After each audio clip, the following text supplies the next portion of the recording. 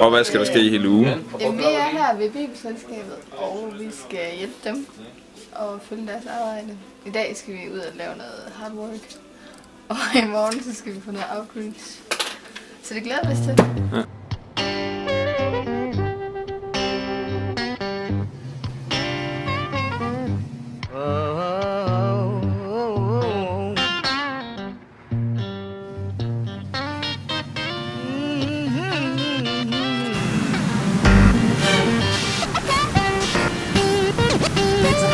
Så har vi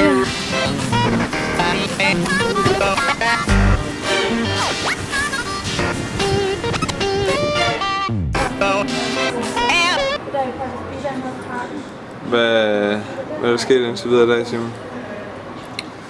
Vi har været ude på gaden og prøvet at snakke med nogle jøder om Jesus og om Passover.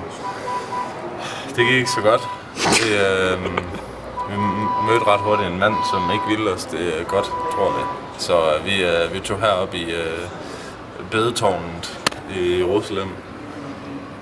Så vi er ude på gaden og stille folk spørgsmål. Vi har nogle spørgeskemaer. Vi har et her. Det er noget om israelsk kultur og tro.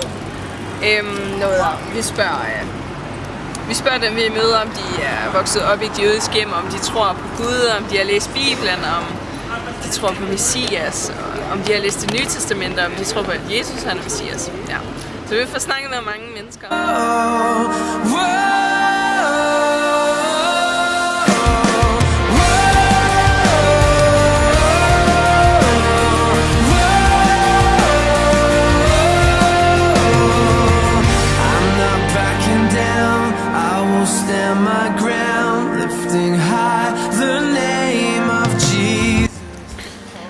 Så er vi klar til Independence Day i aften, Frederik.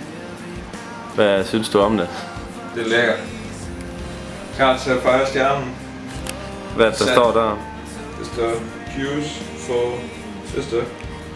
for Jesus. Er du sikker på det?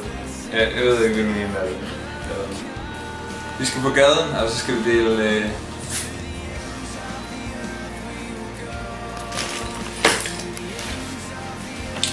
dem herude.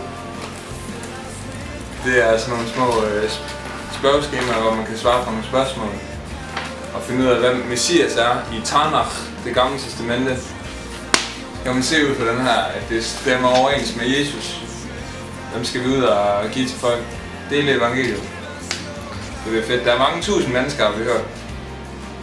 Så vi glæder os.